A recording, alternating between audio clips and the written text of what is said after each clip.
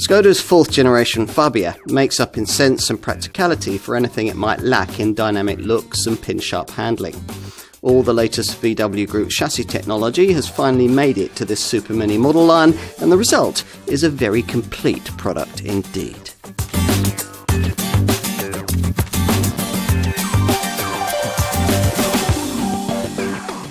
Skoda's modern-day renaissance can broadly be traced to one model, this one, the Fabia Super Mini. The design we look at here is the fourth generation version, building on a heritage stretching back to 1999. That all seems like a very long time ago now. Today, the Skoda brand is so in tune with the times that the Volkswagen Group has chosen it to develop its forthcoming range of small electric cars. But for the time being, anyway, in the Czech makers lineup, there's still a place for a conventional combustion Super Mini like the Fabia. And small wonder, conventional Super Minis like this one still make up over half of all new car sales in Europe. The Fabia was the car that brought credibility to Skoda. When the VW Group bought the company in 1991, they updated the Czech brand's ageing favourite hatch and called it the Felicia. But the real effort went into the Mark I 6Y series Fabia, eventually launched in 1999. That model redefined just how large a Super Mini could be, with a spacious interior pretty much as big inside as some older family hatchbacks from the next class up. Every small car maker had to match it, and Super Minis quickly became so big that the market rather hurriedly created a smaller city car segment below them. The Fabia had proved to be a very significant car. The second generation 5J series design of 2007 added a bit of extra style to the Fabia recipe and even spawned a successful World Rally car. And the NJ series third generation model of 2014 re-emphasised the traditional Fabia value proposition. Which brings us up to date. But if you know the Skoda range, you might be wondering why the Fabia model line still exists. The brand does, after all, these days have another Super Mini-shaped model to sell, the Scala. Launched as recently as 2019, but that car is a little larger than the Super Mini norm, and it's slightly too pricey to mark the entry point into the Skoda model lineup, a task assigned to this fourth generation Fabia following the discontinuation of the Czech company's Citigo city car in 2020. Like the Scala, this latest generation Fabia sits on the Volkswagen Group's most up-to-date MQB A0 chassis, a platform that's already been in use in cars like Volkswagen's Polo, Seat's Ibiza and Audi's A1 for half a generation. It was certainly needed for this Fabia, the previous model having been based on elderly PQ26 series underpinnings, dating all the way back to a turn-of-the-century Mark V Golf. This platform should make this fourth generation Fabia bigger, as it needs to be, since there's no estate version this time round. But has it made it better? Well, to find out, you're going to need the industry's most comprehensive review, the Car and Driving Road Test.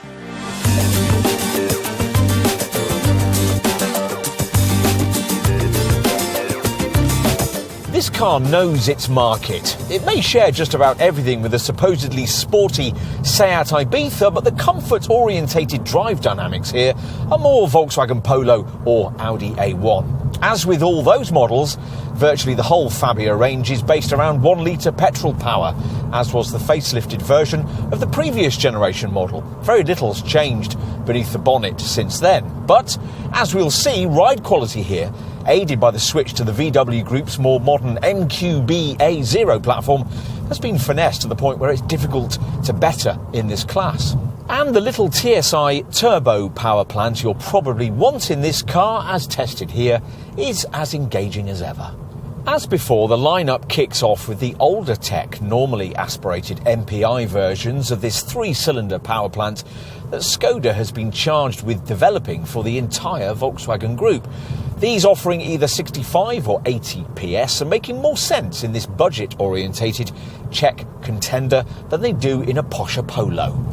The performance of an MPI-engined Fabia, though, will be distinctly on the leisurely side. Even the 80 PS version needs a yawning 15.5 seconds to reach 62 miles an hour, a figure the base 65 PS model extends to 15.9 seconds over the same increment.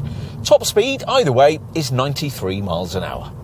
More significant than those straightforward stats, though, is the realisation that an MPI-powered, normally aspirated Fabia will have around 60% less pulling power through the gears than an equivalent TSI turbo variant could offer.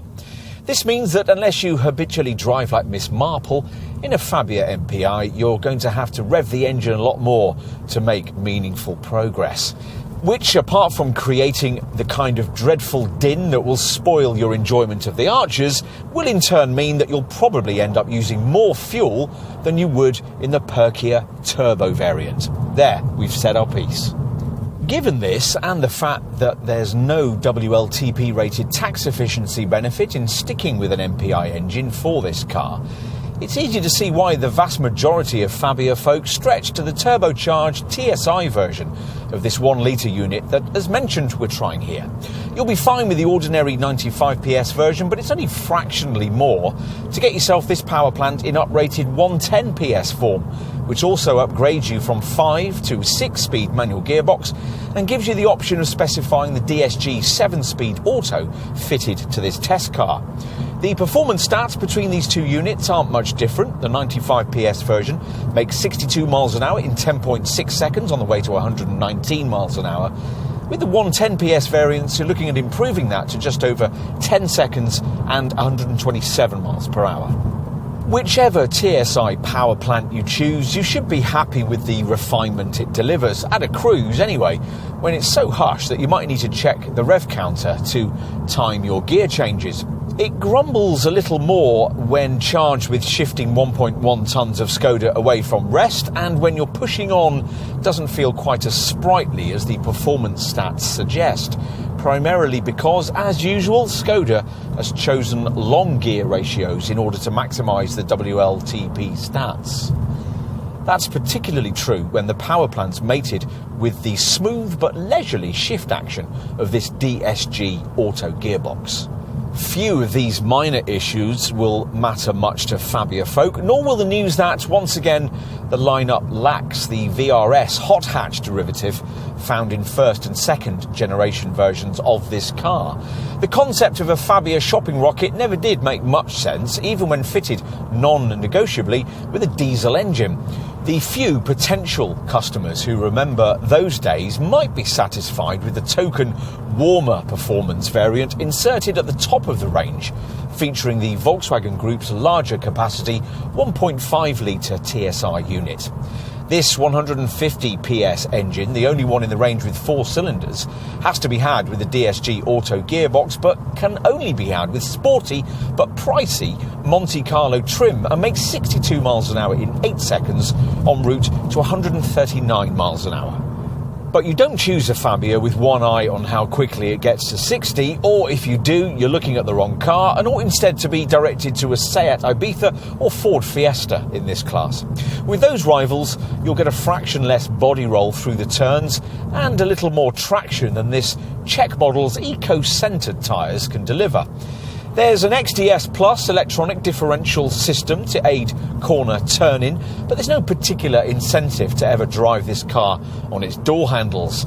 Neither an Ibiza or a Fiesta, though, can get close to the way this Skoda rides the potholes, speed humps and tarmac tears of everyday suburban life. If, as is quite likely, you're graduating into this 4th generation model from the previous NJ Series Mark III design with its ancient old PQ26 era platform, this is the thing about the car you'll probably notice first on the test drive. A Volkswagen Polo could match the ride quality on offer here, but nothing else in the class can. Like its predecessor, this Fabia impresses when it comes to low-speed manoeuvrability. Its light steering, tight turning circle and great all-round visibility, making town travel easy. As you might expect, at higher speeds the helm isn't exactly full of feedback, but it's reasonably communicative and you always know what the front tyres are doing. Overall, there's still a real maturity in the way this car drives, which makes it appropriate that TSI engine versions of this model can now be had with an optional dose of the Volkswagen Group's latest semi-autonomous drive tech.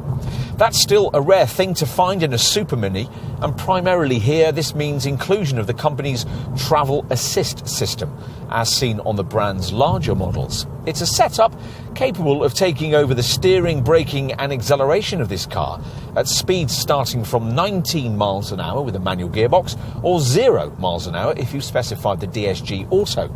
The travel assist setup then working in either case right up to the car's maximum speed. That's providing the driver keeps their hands on the new capacitive steering wheel.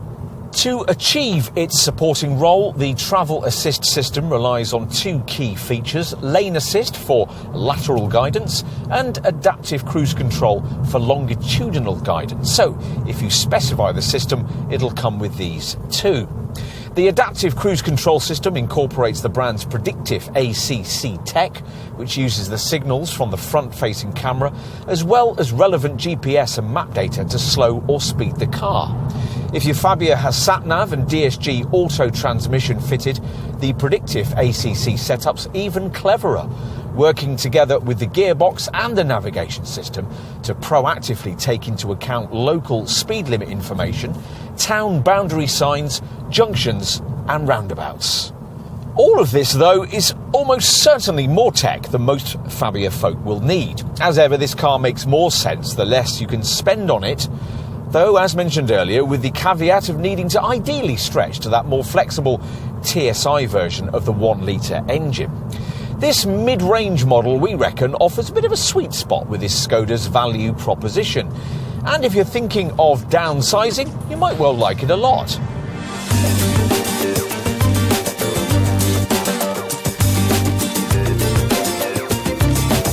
This fourth generation Fabia gets a more athletic, sculptural, sharply drawn design. Replace the badge on the glossy, wide radiator grille, and you could easily be persuaded that this was a Super Mini from one of the posher brands in the VW group. But can we really still call this a Super Mini?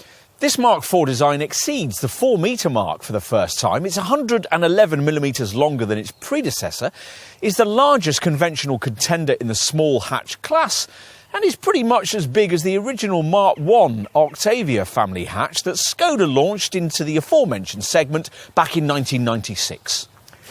Perhaps that supersized approach is just as well, given that Skoda has now discontinued the alternative estate body style that characterised the two previous generation Fabia designs. So it's just this 5-door hatch, which, from what we've already said, you might not be surprised to hear, is usefully larger than its VW Group small hatch counterparts.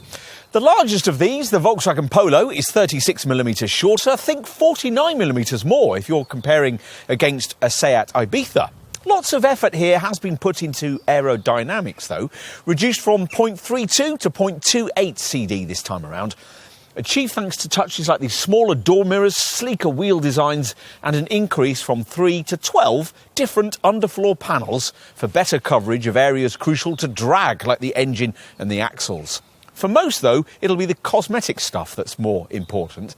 Previous Fabia designs set a bit of a Super Mini trend with contrast-coloured roof shades, and as you can see, that can continue here in black or grey if you choose the right trim level. Plus, you can bling the wheels up a bit, as with these 17-inch dark Procyon black metallic rims. Standard sizes range between 15 and 18 inches, and unusually on a modern car, disc brakes on the rear wheels are only optional.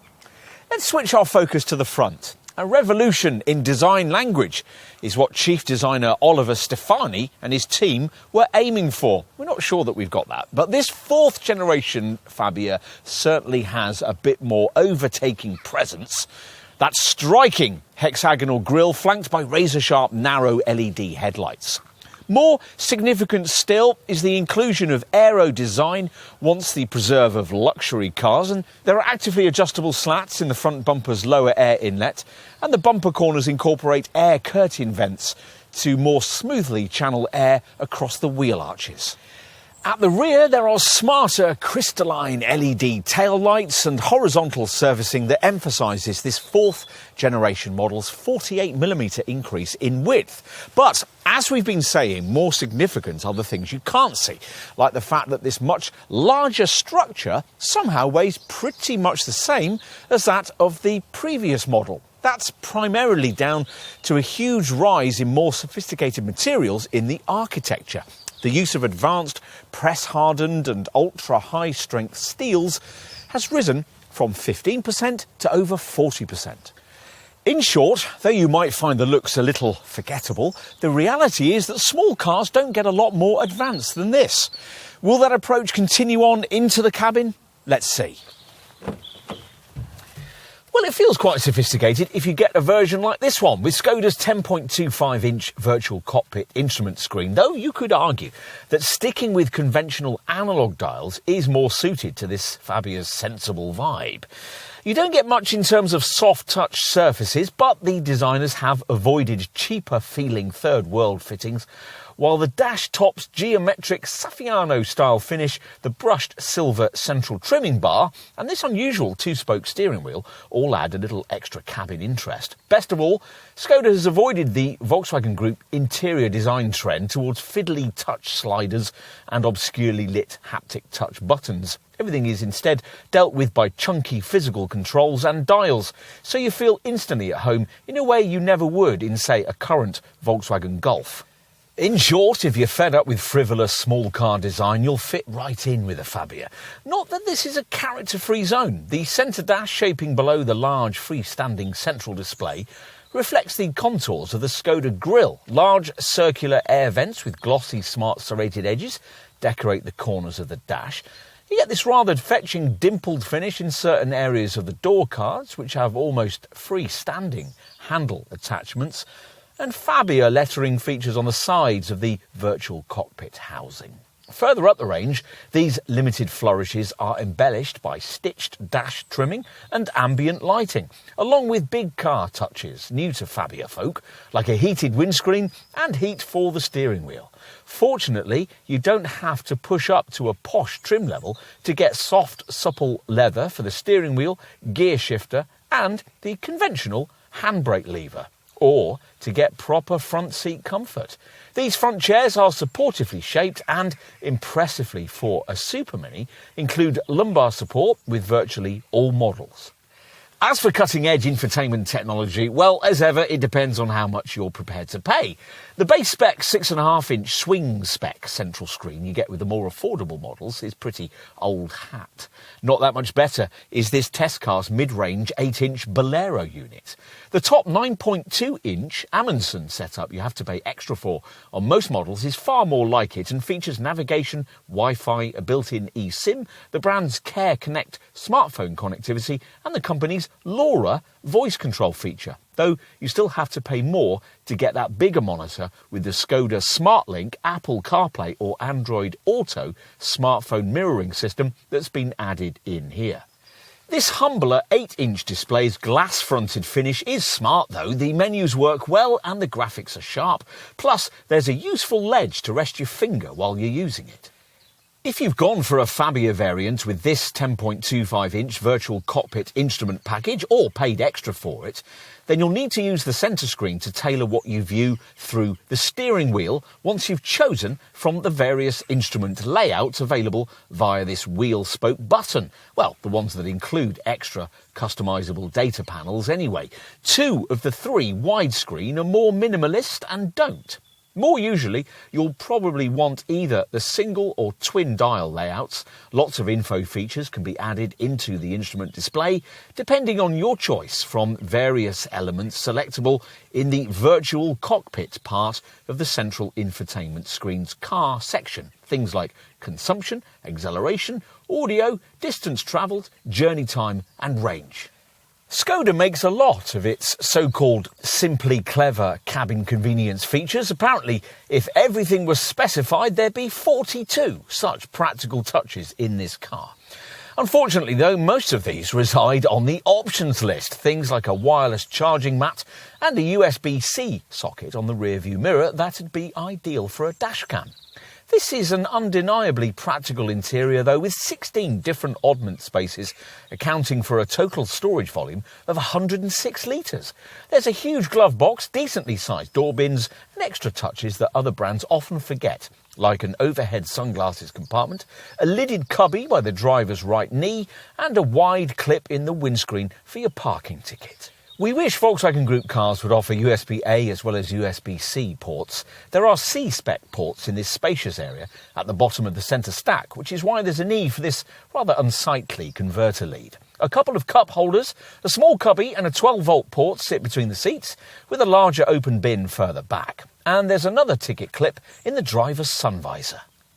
It's easy to find an ideal driving position, the gear levers within easy reach, the pedals line up nicely with the reach and rake adjustable steering wheel, and on all models you get a height adjustable seat. Build quality from the Mlada Boleslav factory seems strong, and the boxy body shell is much easier to see out of than curvier, low-slung cars in this category, like the Vauxhall Corsa and the Peugeot 208. The relatively slim A and B pillars help here, aiding your view at junctions and roundabouts. Also useful is the fact that the rear glass area is larger than on most rivals. It's a lot bigger than that on a Ford Fiesta, for instance, which makes parking easier, as does the fact that above entry-level trim, rear sensors are standard. You can now add in a rear view camera and an auto parking system if you want it too. Right, let's take a stroll rearwards, pausing on the way to notice that almost uniquely Skoda touch, a pull-out umbrella in its own compartments, secreted into the door. A standard feature from the mid-range models upwards. As for the back seat, well, the 94mm wheelbase increase that the adoption of that new MQB A0 platform has made possible in this car should deliver almost family hatch standards of space. Is that what you get here? Well, the doors open wide, and thanks to this car's relatively tall roofline, it's not necessary to stoop a little on your way in, as is necessary in some rivals. And that'll also make it easier for parents to reach in and strap down child seats or deal with unruly youngsters. And once inside here at the rear, well, you couldn't call it spacious. No super mini segment car can ever be that, but by the standards of the class, there's an impressive amount of room here. More than you get in a car from the sector above, like Renault's Megane, in fact. And as much as you get in something much pricier, like, say, a Mercedes A-Class. Were it not for this rather over-high central transmission tunnel, you'd be able to fit 3 adults back here on shorter trips. Even as it is, 3 kids should be fine.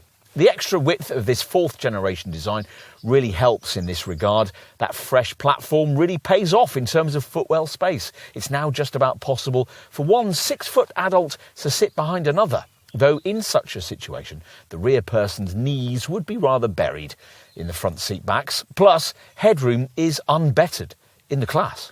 A new Simply Clever feature lies with these extra inset stowage areas for the seat back pockets, ideal for a smartphone, and for only a tiny amount more, you can, with most models, add a couple of USB-C ports here in the rear to charge it. Touches forgotten by some rivals include twin central vents, individual overhead reading lights and coat hooks on the B-pillars. Nor are the rear headrests of the sort that dig uncomfortably into the back of your neck until you raise them, as is the case with a Corsa or a 208. There are decently sized door bins, there's easy access to this central bin between the seats, and more coat hooks feature in the overhead grab handles. Let's finish by heading back to the tailgate, pausing on the way to notice another of Skoda's trumpeted so-called Simply Clever touches. This ice scraper built into the fuel filler cap. It also incorporates a tyre tread depth indicator. Time to check out the cargo area. Now, once you've negotiated a fairly high loading lip, you'll find 380 litres of luggage space back here. That's 50 litres more than the previous generation model, and is much the same as you get from a car in the next segment up, like a Golf or a Focus. It's also usefully more than you get from the other VW Group Super Minis using this platform. A Polo offers 351 litres. With the Seat Ibiza, it's 355 litres. For reference, the market-leading Ford Fiesta gives you a paltry 311 litres. We haven't got the optional Simply Clever package fitted here, but if we owned this car, we might well have chosen to have fitted it because for £190 more, it gives you some really useful extra cargo area features. Net attachments, a double-sided boot floor, one side with a wipe clean surface, and a kind of hammock-like stowage pocket that fits below the parcel shelf. Annoyingly though, you can't have this optional pack with something we do have here, an adjustable height boot floor. Beneath that, there's room for the proper spare wheel, which, unlike most of its rivals, Skoda hasn't decided you don't need. Big tick for that. There are proper sturdy bag hooks on both sides. You get a useful recessed area to the left, the usual 4 tie-down points, and an elasticated strap, along with a light to the right. Pushing forward, the 60-40 split-folding rear backrest could be easier. The retraction buttons are located next to the headrests, and getting to them might be tricky if your arms are loaded down with shopping bags. Fortunately, though, the backrests are light and sufficiently sprung, so pushing them forward isn't too difficult.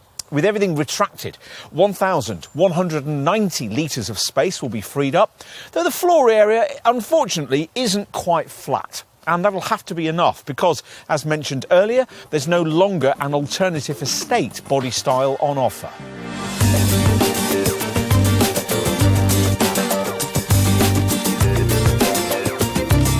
From launch, pricing for this 4th generation Fabia kicked off from just under £15,500, but that's for a base-trimmed S-Spec version with a feeble 65 PS 1-litre MPI petrol engine hardly anyone will want. The real starting point for the Fabia lineup comes with Volume SE Comfort trim, which from launch was priced from well over £17,000 in 1-litre MPI 80 PS form, or closer to £18,000 for the version with a 95 PS 1-litre TSI turbo petrol unit that most Fabia folk will want.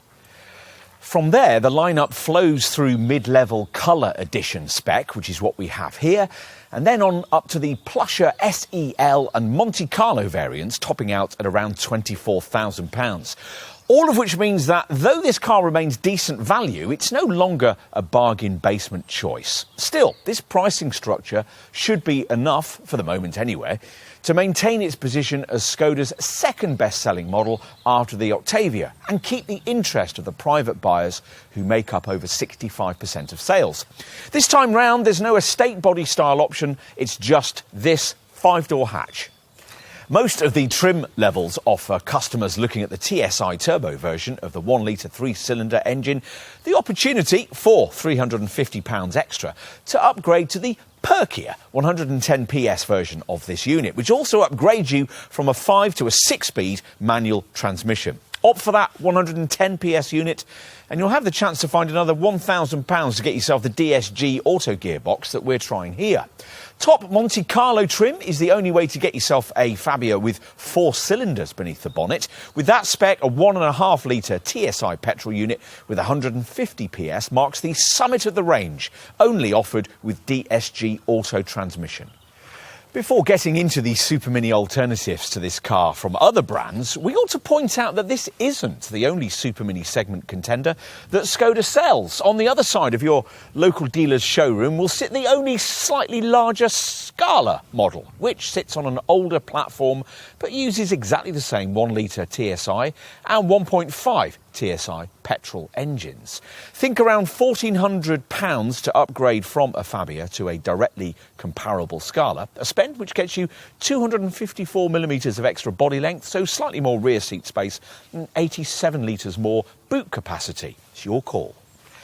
Let's say you want this Fabia. What kind of value proposition can a mainstream model like this one offer? Well, in evaluating that, the obvious place to start is with the 3 other Volkswagen Group Super Minis that share all the same engineering as this one. Volkswagen's Polo, Seat's Ibiza and Audi's A1 Sportback. Well, the Seat costs about the same as a comparable Fabia, while equivalent versions of the Polo and the A1 cost around £1,000 more. What about the Super Mini segment market sales leaders Ford's Fiesta and Vauxhall's Corsa? Well, an equivalent Fiesta 1-litre EcoBoost costs around the same as a comparable Fabia. A Corsa 1.2 turbo will set you back around £500 more. Looking at some other segment options, the Mazda 2 and the Mini 5-door are comparably priced against this Skoda. An equivalent Renault Clio would cost you about £1,000 more. Bigger savings than that are available elsewhere. For example, should you be looking at a base Fabia SE Comfort 1-litre MPI 80 PS model, the Citroën C3 and the Suzuki Swift can both be had with similar engines at savings of around £3,000. And with an MG3, the saving would be over £4,000. But with big savings come big compromises in terms of technology and equipment, which you'll really feel with the three models just mentioned. It's also worth pointing out that some popular segment choices will actually cost you quite a lot more than a Fabia. The avant-garde Peugeot 208, for instance, is around £2,000 more.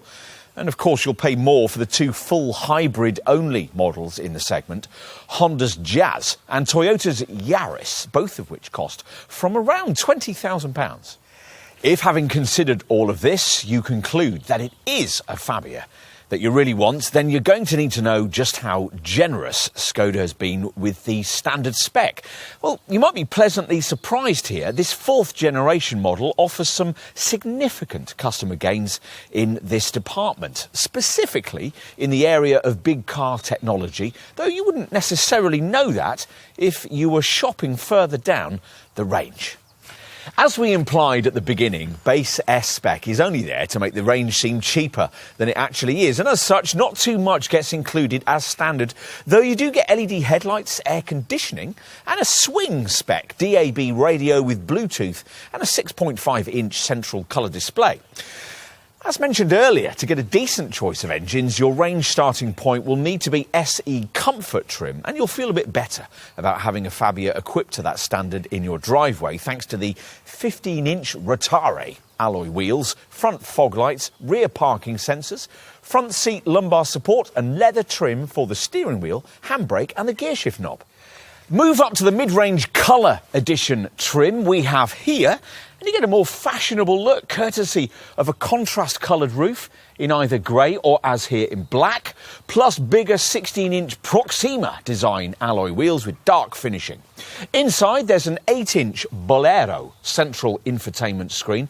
Conventional instruments make way for a 10.25-inch virtual cockpit dashboard display, and this smarter, grey-stitched fabric upholstery and an engine start button. As an all-round trim-level value proposition, we reckon this one probably hits the range sweet spot. If you've more to spend, your dealer will point you first to plush SEL spec, identifiable from the outside by a chromed window surround and 16-inch Proxima design alloy wheels with silver finishing. Inside, with an SEL model, the cabin's lifted quite a lot by ambient lighting and plusher trimming. Chrome around the vents, and metallic grey inlays, and stitched micro suede on the dash. Also helping here is a larger 9.2-inch Amundsen central infotainment screen, which comes with navigation, web radio, voice control, and for the first year of ownership, Skoda's Care Connect and infotainment package. Other SEL features include cruise control with a speed limiter, dual zone air conditioning with Climatronic electronic control, powered rear windows, textile floor mats, and that traditional Skoda touch, an umbrella in the driver's door. That only leaves top Monte Carlo trim, instantly identifiable as the sporty option in the range. That gets you 17-inch Pro Scion black painted diamond cut alloy wheels, sports bumpers and black finishing for the front grille, the door mirrors and the model lettering. Inside, the sporty theme continues with red metallic upper decorative trim on the dash and carbon effect decorative lower fascia trim. You also get front sports seats, aluminium pedals and upholstery in a mixture of fabric and artificial leather. What about options for mainstream models? Well, be careful here. It's not impossible to spec an ordinary 95 PS 1-litre TSI engine Fabia up to the point where you'll be paying £25,000 or more. So let's start with the various packages that your dealer will want to offer you. You probably want the comfort package that we've got here, which adds two essentials: a variable height boot floor and a steel emergency spare wheel, plus a nice to have feature, USB-C ports by the rear view mirror. The Comfort Plus package embellishes this with lumbar support and height adjustments to both front seats, along with a front centre armrest. You might also want to look at the Winter package, which gives you a heated steering wheel, heated front seats, a heated windscreen, and, if your Fabia doesn't have it, dual zone air conditioning.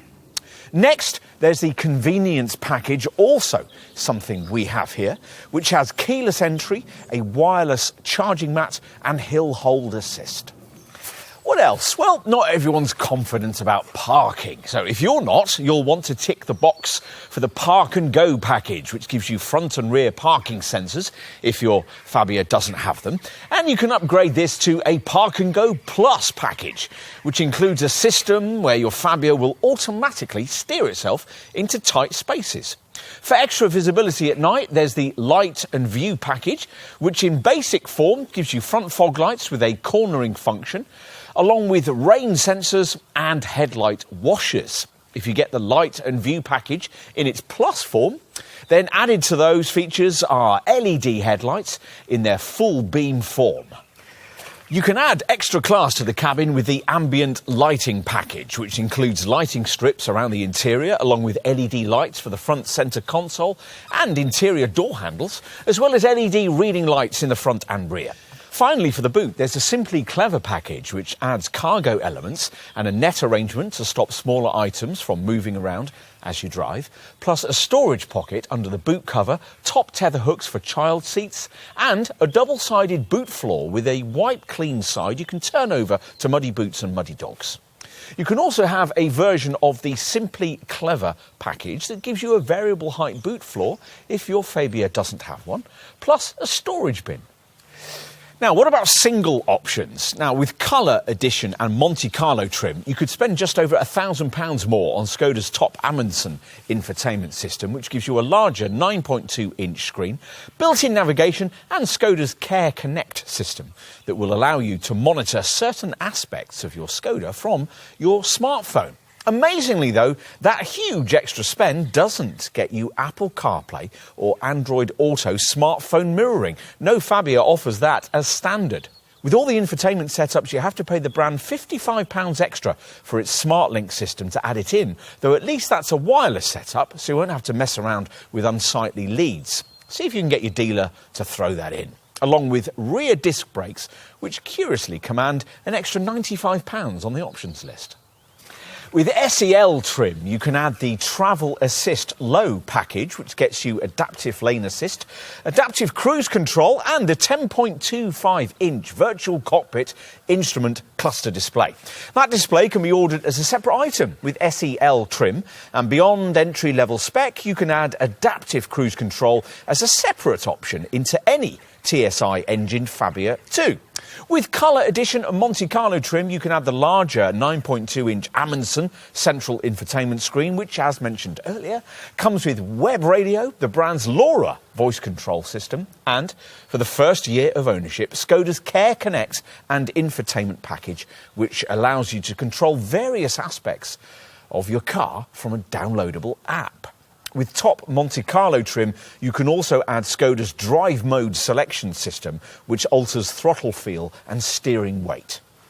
OK, we're getting through this. Now, certain variants allow you to add a panoramic glass roof and rear privacy glass. Earlier, we were briefing you on some practical options, so you might want to know that you can add in things like a tow bar, mud flaps, a roof rack and a roof box. Various smart holders are available for the cabin for things like clothes hangers and tablets, and you can add a litter bin and maybe also a plastic protective boot dish.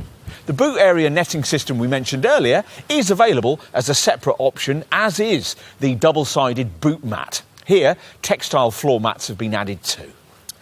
Bear in mind that you're almost certainly going to need to pay your Skoda dealer extra for your choice of paint colour. The only standard shade with S, SE Connect and SEL trim is solid energy blue.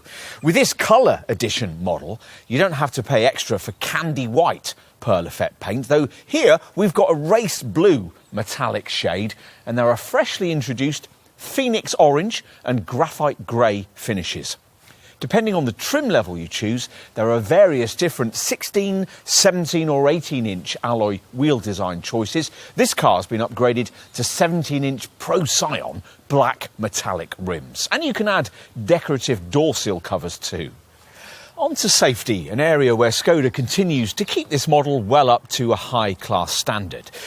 Standard on all Fabias is a front assist system that scans the road ahead as you drive for potential accident hazards, warning you if one is detected and automatically braking if necessary.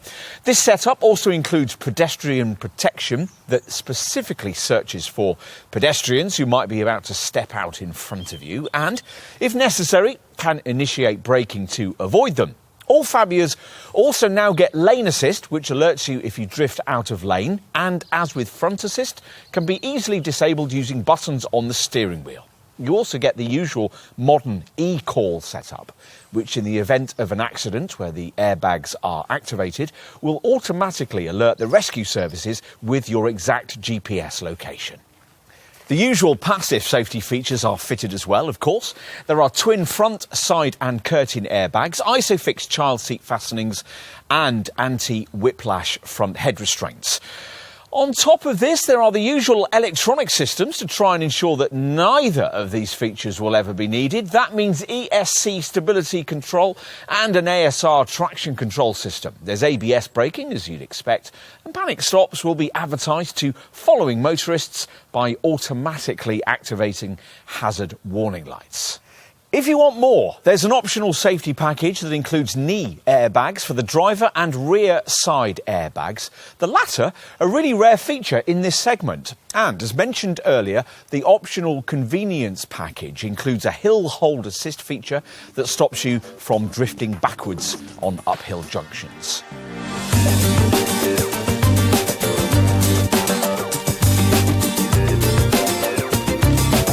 For the time being, Skoda has no really small EV that potential Fabia folk might compare to this car when it comes to calculations of overall running costs. That situation will shortly change. We'd expected that in the interim, Skoda might introduce its current e-TSI mild hybrid technology into this design, but there's no sign of that, presumably because the vehicle architecture here wasn't originally developed to support it. And maybe also because e-TSI tech would push the price of a Fabia beyond what most likely customers would be prepared to pay.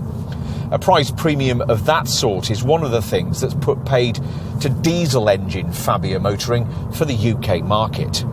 Fortunately, the 1-litre 3-cylinder petrol engine the range is now built around is a pretty frugal unit, easily meeting the current Euro 60 emissions standard in all its forms. At the affordable end of the range, you can have it in old-school, normally aspirated MPI guise, a unit here slightly more powerful than it was in the previous generation model, yet cleaner and more frugal. You're looking at up to 55.4 mpg on the WLTP combined cycle with both 65 and 80 PS versions of this power plant. The 65 PS unit has a best CO2 reading of 114 grams per kilometre. For the 80 PS unit, it's 116 grams per kilometre. As we've said elsewhere in this film, though, it's much better to stretch to the turbocharged TSI 1-litre unit. Not least because despite its extra performance, it's no less frugal or clean. Just as with the 1-litre MPI 80 PS normally aspirated engine, the figures deliver bests of 55.4 mpg and 116 grams per kilometre, regardless of whether you order your manual gearbox Fabia TSI with 95 or 110 PS. You won't do quite as well if you've a Fabia 1-litre TSI 110 PS model with a DSG auto transmission we're trying here, of course, but the figures are still very respectable. Bests of 50.4 mpg and 127 grams per kilometre of CO2. For completion, we'll also give you the stats for the 1.5-litre TSI DSG Fabia Monte Carlo sporty model, 47.9 mpg and 134 grams per kilometre. Monte Carlo trimmed 1-litre TSI variants have bigger 17-inch wheels, so they're a little less frugal than Fabia's with the same engine but a lesser spec. Whatever Fabia 1-litre variant you choose, achieving 40 to 45 mpg on a regular basis should be no problem. That's what we've been averaging over the course of this test. The other cost-related facts surrounding this Skoda are pretty straightforward. You can expect decent residuals, think around 45% after 3 years and 36,000 miles. Industry experts CAP reckon a Fabia will hold its value slightly better than a comparable Seat Ibiza or Renault Clio for the first 3 years of ownership. One argument you could advance for choosing the base MPI normally aspirated engine would relate to the fact that it attracts much lower insurance premiums. The base 65 PS 1-litre MPI petrol S model is rated at a very affordable Group 2E. It's Group 3E for the 80 PS version of this MPI unit. Go for the 1-litre TSI turbo engine and those ratings rise quite a lot, ranging between 10 and 11E depending on trim choice. It's between 12 and 13E for the 110 PS version of this power plant. For the top 1.5-litre TSI Monte Carlo model, you're looking at Group 19E. As for servicing, well, as usual with Skoda models, there's a choice of either fixed or flexible maintenance packages.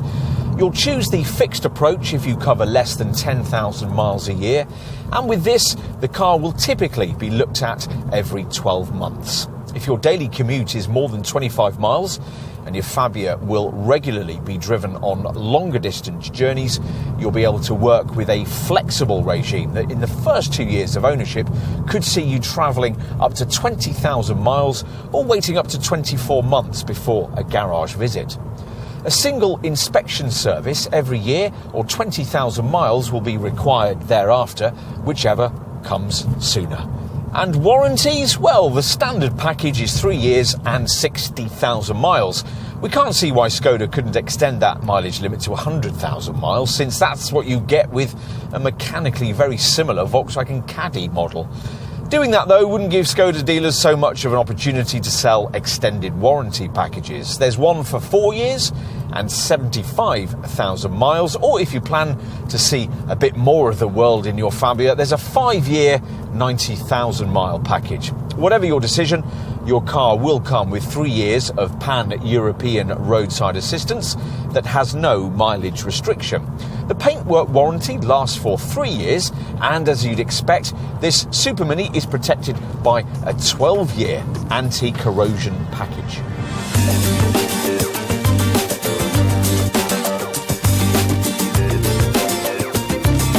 If you're the kind of person who really likes Skodas, then you'll really like this one. All the things that attract you to the brand are present and correct. Class-leading cabin space, an exceptionally good standard of ride, low-key looks and proven mechanicals. If, though, you'd habitually choose a Super Mini from another maker, you might at first find this car a touch underwhelming. But persevere. The depth of design you get here will reward you for doing that. People have really thought hard about making this a small hatch that's exceptionally day-to-day usable, as you can see with all the various simply clever features that you'll quickly take for granted. They populate a cabin that isn't particularly avant-garde, but which we've found functions so much better than supposedly more modern examples of current interior design. There's progress here, but it's practically orientated, just as it should be, in an affordable family hatch. Oh yes, affordability. Oh, we're disappointed that this isn't quite as much of a selling point as it used to be with small Skodas. These days, if you load a Fabia up with all the kit you could get on a comparable Volkswagen Polo or Audi A1, the final price wouldn't be that much different. And you'll certainly be paying more than you might expect you'd have to for your Fabia if you add in plusher equipment or the kind of style statement we have here. But then you're getting a slightly bigger car with this Czech Super Mini contender. In fact, one that's nearly as big as a Focus-sized family hatch from the class above. anyone torn between these two small hatch segments will be well served here. It's unlikely to bother many Fabia buyers that the engine range is now almost completely based around 1 litre 3-cylinder petrol power. That's the option almost all of them would have selected anyway. And we reckon the turbo TSI version of this unit is arguably the best and most responsive engine of this configuration you can buy. It's surely one of the cleanest and most economical power plants of its kind. All of which leaves us, well, where? It's true there are certainly more stylish and sharper handling cars you could choose in this class, but many of them will cost you quite a lot more. If instead you focus on the things you're actually going to most need in a Super Mini of this kind, ease of use, low running costs, practicality, it becomes clear that a Fabia now ticks a lot of those boxes more emphatically than ever before. It's still a car in this class that you can't ignore. It may not be the small runabout you've ideally dreamed of owning, but as ever, it could very well be the one you actually need.